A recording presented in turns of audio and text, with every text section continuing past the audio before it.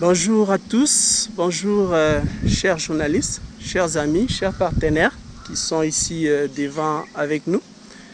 Nous sommes très flattés de votre présence parce que c'est aujourd'hui le 6 octobre que nous nous réunissons pour pouvoir annoncer officiellement cet événement d'AgroBootcamp. Vous avez la banderole qui est juste derrière. AgroBootcamp, c'est vraiment une opportunité en termes d'entrepreneuriat. On parle de l'entrepreneuriat des jeunes, mais il y a aussi plusieurs façons d'entreprendre. L'entrepreneuriat cible plusieurs secteurs. Et nous ici, nous parlons du secteur agricole où nous allons nous réunir. C'est ça ce que cela veut dire. AgroBootcamp, qui est comme un camp de formation pendant 7 jours, de formation pratique, où nous allons apprendre avec les experts des différentes organisations, des coachs, donc des coachs vraiment talentueux. Nous allons essayer de passer ensemble du 25 au 31 octobre à Kisantu, à la ferme école de Kandu. Donc voilà pourquoi nous sommes là et nous voulons saisir de cette opportunité pour vulgariser cet événement qui vise aussi la promotion de l'entrepreneuriat, mais dans les secteurs agricoles. Alors, nous avons commencé depuis quelques mois à organiser cette activité. Et nous avons d'abord pris contact avec nos partenaires parce que AgroBootcamp n'est pas seulement à vocation nationale, mais aussi c'est à vocation régionale. C'est un collectif d'organisations qui se sont mis ensemble pour parler de l'entrepreneuriat, résoudre les problèmes critiques au niveau continental, mais aussi essayer d'outiller les jeunes en termes techniques avec des formations sur terrain. Donc le programme a été lancé par quelques activités dont je venais de parler et nous avons aussi lancé un appel à candidature en ligne. Cet appel à candidature était conditionné par un formulaire qui a été partagé durant un mois. Les gens se sont inscrits. Les gens se sont inscrits en province, que ce soit à Kinshasa et même au niveau de certains pays voisins, parce que nous aurons aussi la possibilité d'avoir les pays comme le Bénin, Côte d'Ivoire, Brazzaville. Et tous ces jeunes ont été inscrits pour pouvoir participer à cet événement. Nous avons reçu au moins plus de 250 candidats. Mais on ne pouvait pas former tous les 250 candidats. Il était question de pouvoir garder rien que 50 participants. Alors les 50 participants est constitué donc de la manière suivante. Donc il y a 25 femmes, 25 hommes et ce sont des jeunes qui auront la possibilité de passer le temps avec nous. Quelques-unes viendront de Mbujimaï, deux viendront de Mbujimaï, du Kasaï oriental, des autres viendront du Nord Kivu. Il y a aussi 3 qui viendront de Lubumbashi. Donc voilà, nous allons nous réunir avec tous ces 50 participants pour pouvoir échanger, avoir quelques moments de partage d'expérience entre nous, entre jeunes. Et voilà, donc nous sommes là pour vous annoncer de cet événement. Je ne suis pas seul, je suis ici représenté avec des amis qui sont là. Et M. Clément qui va aussi dire un mot en rapport avec cette activité. Alors, pour parler de l'événement, je pense qu'il est important que je puisse quand même souligner que ça cible les jeunes de manière générale, mais spécifiquement les jeunes entrepreneurs, les jeunes qui sont déjà dans le secteur agricole. On va essayer de nous réunir avec eux pour partager nos expériences. Il y a aussi les jeunes étudiants.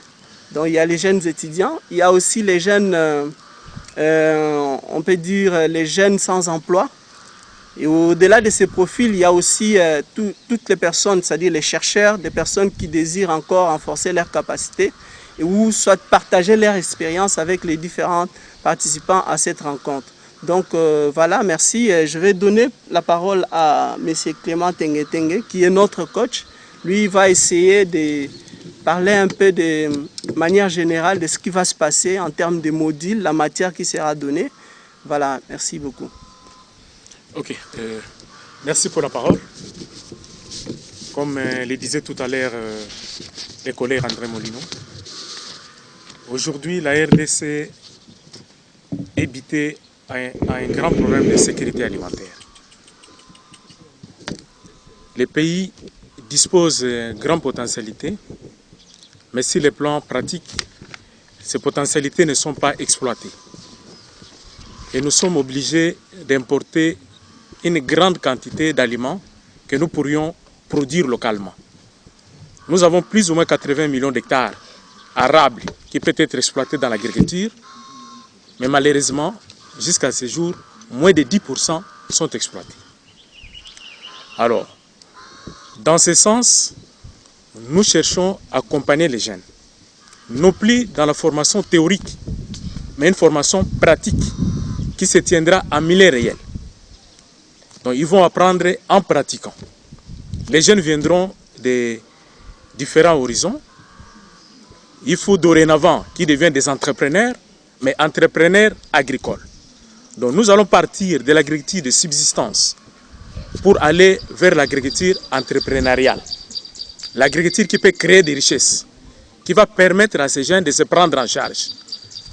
Création d'emplois, auto-prise en charge et qui deviennent de véritables professionnels dans l'agriculture. Qu'ils deviennent autonomes. La formation se déroulera dans une ferme-école, dans une ferme, en situation réelle. La formation va durer 7 jours. Alors, parmi les thèmes, nous avons le thème principal, c'est l'agroécologie. L'agroécologie, c'est quoi en fait? C'est une nouvelle formule d'exploitation des ressources naturelles dans le respect de l'environnement et dans le respect de la personne humaine. Mais le tout vous donne un bénéfice social. Donc, vous exploitez les ressources naturelles tout en protégeant.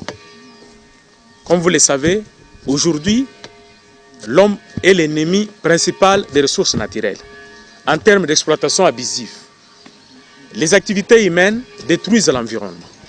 Mais avec l'AgroBootcamp, nous voulons démontrer de nouvelles pratiques, ce que nous appelons des pratiques durables de production et protection intégrée. Ça, c'est la première chose.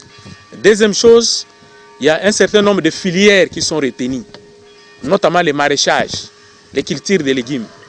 Vous savez, avec les légumes feuilles comme les amarantes, 35 jours, 45 jours après, vous pouvez directement récolter et vendre.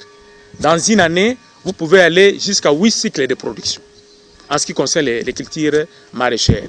Bon, les cultures comme aubergines, tomates, vous avez pratiquement 6 mois de cycle de production. Et quand vous allez jusque dans la récolte, vous avez 3 mois d'abord de cycle de production, mais ça peut s'étaler pendant 6 mois. Et le bénéfice est immédiat. Vous avez les cultures vivrières comme les maniocs, vous avez par exemple les maïs, 4 mois, 6 mois. Vous avez les maniocs. Aujourd'hui, nous avons des variétés améliorées qui peuvent aller jusqu'à 12 mois. Vous avez déjà de grandes quantités de récoltes. Nous parlerons aussi du petit élevage. Élevage des chèvres, élevage des canards, élevage des poules, ainsi de suite. Et nous allons aussi aborder l'entrepreneuriat au vrai sens du mot. De la même façon que nous avons des menuisiers, nous avons des maçons, nous avons des réparateurs, il faut que nous puissions aussi avoir des entrepreneurs agricoles qui ne vivent que de l'agriculture, qui trouvent son compte dans l'agriculture, qui créent des richesses dans l'agriculture. Et c'est ça qui va aussi valoriser le métier d'agriculture. Parce qu'aujourd'hui, quand vous allez à l'université, la plupart des gens cherchent à aller faire pratiquer les droits. Évidemment, nous avons des éminents organes de la loi ici. Mais le secteur primaire qui peut donner beaucoup de travail à beaucoup de personnes, c'est le secteur agricole. par rapport aux autres secteurs d'activité. Nous parlerons de l'agroforesterie. Pourquoi l'agroforesterie? Aujourd'hui, nous sommes butés à un problème de destruction de la forêt. Quand vous sillonnez l'interland de Kinshasa, vous êtes vers Kimwenza, vous êtes vers Kimpoko, les plateaux de Bateke. Même au plateau de Bateke aujourd'hui, vous allez constater qu'il y a une disparition de forêts. Alors, avec l'agroforesterie, nous faisons ce qu'on appelle la justice climatique. Nous restaurons le climat. Dans l'agroforesterie, après avoir planté les arbres, d'abord vous plantez les arbres en association avec des cultures, comme le manioc, comme le maïs. Le feuillage, là, quand ça tombe, ça redonne la fertilité dans le sol, la fertilité du sol. Et après que la plante ait joué son rôle de fertiliser le sol, on peut maintenant récolter, on peut fabriquer la braise. Avec la plante, vous avez la possibilité d'avoir des produits médicinaux. Avec l'agroforesterie, vous pouvez également procéder à l'élevage des abeilles, l'apiculture. Donc vous comprenez qu'à partir de l'agroforesterie, il y a beaucoup d'activités. Vous avez le bois de chauffe que vous avez dans l'agroforesterie. Donc tout ça, vous avez reconstitué le climat. Aujourd'hui, nous avons les changements climatiques avec ce que nous appelons les gaz à effet de serre. Dans d'autres milieux, vous êtes en train de constater que la température est en train d'augmenter. Dans d'autres hémisphères, il y a la sécheresse. Dans d'autres hémisphères, il y a l'augmentation des niveaux d'eau qui entraîne des inondations, comme les derniers cas que nous avons eu à Ouvira ici. Tout ça, ce sont des perturbations climatiques. Mais dès que nous plantons les arbres interviennent pour stabiliser le climat. Donc c'est un peu dans ce cadre-là que nous insistons sur l'agroforesterie. Et aussi, les jeunes gens qui vont pratiquer les cultures maraîchères, par exemple, même les cultures vivriers, au lieu d'aller chercher encore des engrais chimiques qui ont des effets nuisibles sur la santé du sol, les feuillages, ça permet de reconstituer la fertilité du sol tout en protégeant la santé des consommateurs et la santé même des producteurs. Puisque la manipulation de tous ces produits chimiques a des effets sur la santé de l'homme. Mais quand nous utilisons tout ce qui est biologique, nous utilisons tout ce qui est verdure, tout ce qui est naturel, tout ce que nous jetons ici, nous recyclons, ça joue un rôle bénéfique pour la production, ça augmente les rendements et puis ça améliore aussi l'environnement en termes d'assainissement. Voilà. Et les jeunes seront accompagnés par ce que nous appelons les pairs, comme les mentors, les coachs. Et parmi ces jeunes, il y a de ceux qui ont déjà vécu une expérience, que ce soit en élevage, que ce soit en arboriculture fruitier, que ce soit en maraîchage. Ces jeunes-là viendront partager l'expérience avec les jeunes congolais. Aussi, comme nous avions dit, ici, c'est la première fois que l'agro-bootcamp puisse se tenir en Afrique centrale. Les 4 premières émissions, c'était en Afrique de l'Ouest. Donc maintenant, nous avons l'avantage de pouvoir organiser ça en RDC, qui est pratiquement au centre de l'Afrique. Voilà. Merci Papa Pema pour ces contributions. Donc, vous comprenez qu'il a parlé en tant qu'expert. Donc ça sera vraiment des moments de partage d'expérience, des moments très pratiques et où nous aurons à apprendre beaucoup pendant 7 jours. Alors il faut aussi préciser que l'agro-bootcamp, ce n'est pas seulement les 7 jours, mais aussi il y a un après 7 jours, c'est-à-dire nous allons essayer de nous constituer en réseau pour pouvoir rester en contact, mais pour donner avec des experts un accompagnement technique jusqu'à voir ces jeunes qui ont été formés à pouvoir mettre en place leurs entreprises. C'est ça l'objectif. On veut autonomiser les jeunes. Je n'ai peut-être pas parlé de ça. Le thème de notre édition s'appelle, le thème de notre édition c'est Jeunesse congolaise relève les défis de l'autonomie alimentaire. Donc on veut vraiment avoir des entrepreneurs dans ces domaines. Alors je vais donner la parole à notre ami James qui s'occupe de la logistique de cette édition spéciale. Il va aussi essayer quand même de dire un mot. et faire un commentaire par rapport à ce qui est fait et ce qui doit encore être fait. Et parce qu'il y a beaucoup de choses qui doivent encore être faites. On attend une délégation qui doit venir des provinces. Comment ça va se passer? Comment les gens vont quitter de Kinshasa vers Kisantu? Donc James, vous avez la parole. Oui, merci bien. C'est vrai qu'il y a déjà un travail qui a été abattu, un grand travail. Pour lancer l'appel à candidature, il y a eu des gens qui se sont manifestés. Nous avons vraiment vu l'intérêt des jeunes. C'était vraiment dans le monde entier, en Afrique, en Europe, en Amérique, les gens se sont vraiment manifestés pour participer. Parce que, comme vient de le dire M. Clément, donc, dans l'Afrique des Grands Lacs, nous sommes le premier pays à organiser cette édition, qui notamment va encore se tenir, je crois, la prochaine édition, qui est à la fin de cette année au Sénégal. Alors, nous avons vu la volonté des gens, le besoin par rapport au message que nous avons transmis. Et un grand nombre de gens ont répondu positivement parce qu'ils ont compris le message. Ils ont compris le message et ils ont décidé de participer à ce camp. Et voilà, et de relever vraiment ce défi pour atteindre vraiment ce qu'on appelle cette autonomie alimentaire. Alors, il y a des besoins, évidemment, des besoins financiers, logistiques. Il y a beaucoup de travail qui doit être abattu en fait, pour accueillir ces gens, pour les héberger, prendre soin d'eux pendant toute une semaine.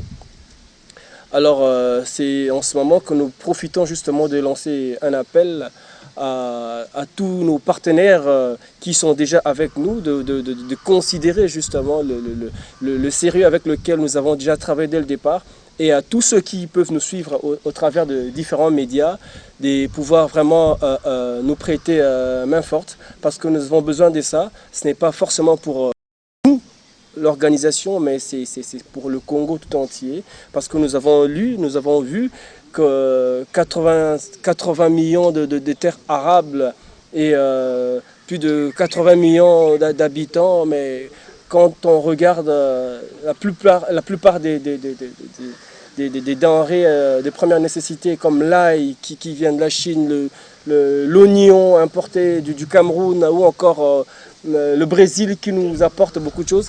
Et nous voulons justement relever ce défi-là pour essayer d'augmenter le niveau d'autonomie sur le plan économique et financier de la jeunesse congolaise, évidemment. Alors nous lançons vraiment un appel à tous ceux qui nous suivent de pouvoir répondre favorablement et positivement à notre appel, parce que nous avons besoin d'un soutien dans la restauration, dans la logistique, dans le transport. Nous avons besoin de soutien. Alors nous demandons à tous ceux qui peuvent nous suivre de considérer ces sérieux et de pouvoir faire un geste en faveur de cette œuvre qui est pour l'intérêt général de la jeunesse congolaise. Merci. Merci James pour ces commentaires. Donc sur le plan logistique, James évoque les aspects liés à l'organisation qui demandent des moyens. Et ces moyens ne sont pas seulement les moyens financiers, mais il y a aussi les moyens matériels. Ça peut être des dons aussi que les gens peuvent faire pour pouvoir soutenir. Vous savez, réunir 50 personnes pendant 7 jours, c'est pas facile. Il faut les loger, il faut les nourrir. Cela, ça demande des moyens. Et si jamais il y a des partenaires qui veulent participer à cet événement, financièrement, matériellement, ils peuvent nous contacter. Et voilà, merci James pour les commentaires. Je vais poser la question à notre sœur qui est ici. Elle va se présenter. Et puis elle va nous dire pourquoi est-ce que... Et ça vous fait quoi, madame, de pouvoir participer à cette édition d'Agro Bootcamp? Et quelle est la principale motivation de votre organisation de participer à cette édition? Merci beaucoup, coordonnateur. Je suis Esther Abdullah de la structure WEMA qui est aussi partenaire à Agro Bootcamp comme un réseau de jeunes entrepreneurs qui participent dans l'agro-business. Je dis merci d'abord l'organisation d'avoir vu cette particularité en Ouéma, de nous avoir invités à participer à cette édition. Et aussi merci aussi vraiment à tous les jeunes de la RDC qui sont en train de nous soutenir dans ce qui concerne Agro-Bootcamp, parce que jusqu'à maintenant, cette activité ne pouvait pas avoir lieu si les jeunes ne se sont pas activés pour venir massivement. Nous sommes une organisation évidemment qui s'occupe bien de femmes et enfants, mais nous avons aussi un côté entrepreneurial. Et dans notre secteur entrepreneurial, nous nous sommes basés récemment sur ce qui concerne l'aviculture. L'aviculture qui est l'élevage des volailles en général et de tout, et l'agro-business en général. Du coup, je me dis, cet aspect est vraiment important pour notre pays. Comme Papa Clément venait de le dire tout à l'heure, déjà nous avons un défi à relever dans notre pays. Nous mangeons plus la viande de poulet et nous savons que la grande partie de cette viande nous provient de l'extérieur. Or, nous sommes à mesure, nous jeunes Congolais en particulier, et les jeunes de Kinshasa en général, nous sommes capables de produire localement le poulet de chair qui peuvent nous servir comme aliment, parce que nous savons tous que c'est le poulet qui est comme l'aliment de base dans nos familles. Et donc, je nous invite vraiment, les jeunes Congolais, laissez-moi parler un peu en lingala, parce que nous sommes à Kinshasa, jeunes Nabiso à Congo, surtout à Kinshasa, vraiment, Boya et Belé. Dans une activité Oyo banda le 25, c'est sûr que ma candidature est là qui est déjà retenue. Il y a des gens qui étaient déjà sélectionnés pour ça, mais dites-vous que les places sont encore, les places peuvent être encore là pour la prochaine activité. Disons, c'est pas la dernière. Ça, c'est sûr que c'est la 5e édition qui se passera ici à Kinshasa, plus particulièrement à la ferme école. Mais ça sera pas la dernière, comme le coordonnateur nous avait dit. Il nous a dit que ça va rester. C'est un réseau de jeunes. Et donc, c'est pas seulement la gros boot comme activité qui se passera, qui va clôturer notre édition. Non, nous allons continuer à travailler. Et donc, venez massivement. Boya, s'inscrire pour que Tokutana, le 25, quand Nabiso qui sont, tout ça sera bien. Vous allez voir, il y a beaucoup d'activités qui sont au programme. On aura vraiment des moments de partage. On va voir comment est-ce que nous pouvons échanger. Ceux qui sont déjà dans les domaines peuvent nous donner le meilleur d'eux-mêmes. Et ceux qui ne sont pas encore dans les domaines peuvent venir vraiment pour qu'ils puissent s'imprégner de ce qui se passe vraiment dans l'agro-business. C'est le seul secteur qui peut faire avancer notre pays. Merci. Ok, merci Esther. Je pense que papa, avant qu'on donne la parole au maître, Papa Clément a encore un commentaire à faire. Oui, comme je le disais tout à l'heure, le secteur agricole en RDC, c'est le secteur qui peut donner du travail de façon inclusive à un grand nombre de la population. Aujourd'hui, nous avons plus de 65% de la population congolaise qui habite le milieu rural. Nous avons plus ou moins 15% qui habitent le milieu périurbain. Alors, quand vous prenez 65 plus 15%, c'est plus ou moins 80% de la population congolaise qui est prise en charge par le secteur agricole et rural. Donc, dès que nous développons le secteur agricole et rural, nous reconstituons les moyens d'existence d'une grande majorité de la communauté congolaise et nous boostons à l'occasion ce que nous appelons le développement intégré de l'économie rurale. Et nous trouverons d'abord à manger pour nous-mêmes avec les principes que le gouvernement est en train de coopter maintenant. Les Congolais doivent être nourris par les Congolais eux-mêmes. Donc nous devons maintenant privilégier la production locale pour essayer de résoudre les problèmes d'insécurité alimentaire qui menacent la population. Nous sommes bités à un problème d'insécurité alimentaire, nous sommes bités à un problème d'insécurité nutritionnelle. Mais ce n'est qu'en relançant le secteur agricole et en utilisant la jeunesse que nous considérons comme force motrice de développement de ces pays, les conditions de vie vont changer et de ce fait, le développement économique national sera relancé pour l'intérêt de tout le monde. Donc les jeunes, partout où vous êtes, partout où nous sommes, vous êtes invités massivement à participer d'une façon ou d'une autre à cette activité qui du reste est votre propre activité. Je vous remercie.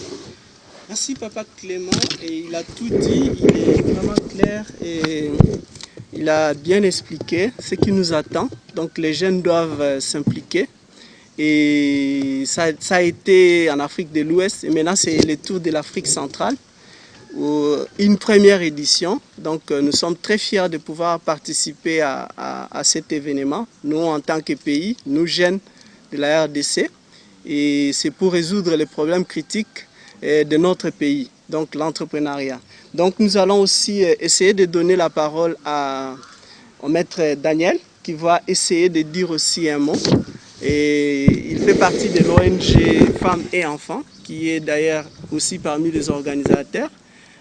Donc il va se présenter, il va dire aussi un mot par rapport à cet événement et nous dire comment Femmes et Enfants compte encore plus davantage à travers cet événement à promouvoir l'entrepreneuriat des jeunes.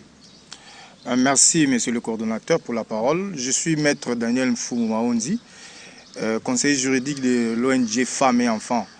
Et bien entendu, ici je parle au nom de la présidente Madame Nala Miller, qui est actuellement installée en Allemagne.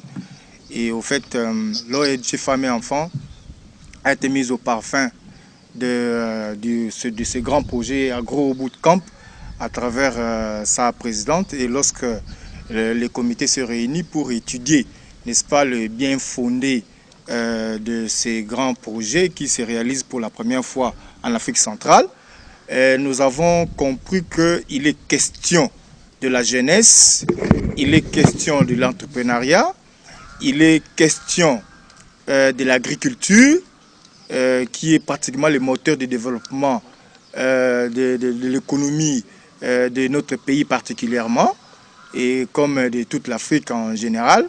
Et donc, nous avons compris que ces projets cadraient mieux avec les objectifs que poursuivent, n'est-ce pas, l'ONG Femmes et Enfants, puisque, soit dit en passant, que l'ONG Femmes et Enfants encadre les femmes depuis un certain temps, assure la promotion de la femme, l'encadrement des enfants, et lorsque nous parlons des enfants, il s'agit également des jeunes, puisque il faut le dire qu'aujourd'hui plus que jamais, l'Afrique et en général la RDC en particulier doit compter sur la jeunesse. La jeunesse est une force, la jeunesse c'est le pilier du développement dans toutes les nations, parce que les jeunes ne sont pas un simple numéro dans une foule anonyme. La jeunesse est un fait sur lequel on doit compter. Et donc, lorsque cette jeunesse est formée, et notamment dans le cadre de l'entrepreneuriat, et lorsque cette jeunesse est formée pour s'intéresser au sol, pour s'intéresser à l'agriculture de notre pays, je crois que nous avons là des assurances claires que demain, ça sera plus qu'aujourd'hui. Et donc, c'est comme cela que Femmes et Enfants, dans son volet entrepreneuriat des jeunes, Femmes et Enfants, dans son volet autonomisation des femmes, des jeunes et des enfants, a tout de suite mordu à l'hameçon et s'est dit prête, n'est-ce pas, à participer à ces grands projets qui va contribuer, n'est-ce pas, à l'essor du développement économique de notre pays, du développement de l'agriculture en particulier, puisque nous avons besoin effectivement de consommer. Et pour bien consommer ce que Dieu nous a donné comme richesse, nous devons apprendre des techniques pour le transformer, nous devons apprendre des techniques pour le gérer. Et voilà, donc c'est autour de ça que l'ONG Femmes et Enfants a réfléchi et n'a pas hésité, n'est-ce pas, à prendre part à bord de ces grands navires. Et donc, nous serons là, nous encourageons donc la jeunesse à être présente. Une jeunesse formée, c'est une assurance du développement. Ça, je ne le tiens pas de moi-même, je le tiens de notre présidente, Madame Miller. Et donc, nous sommes là. Depuis le début, nous avons fait le nécessaire pour participer dans les discussions de questions qui s'étaient posées pour que AgroBootcamp, édition Afrique centrale, édition RDC, soit une réussite. Puisque aujourd'hui, plus que jamais, nous avons besoin du développement de l'agriculture dans notre pays. Et la jeunesse est la catégorie sociale qui est visée au plus haut point. Merci.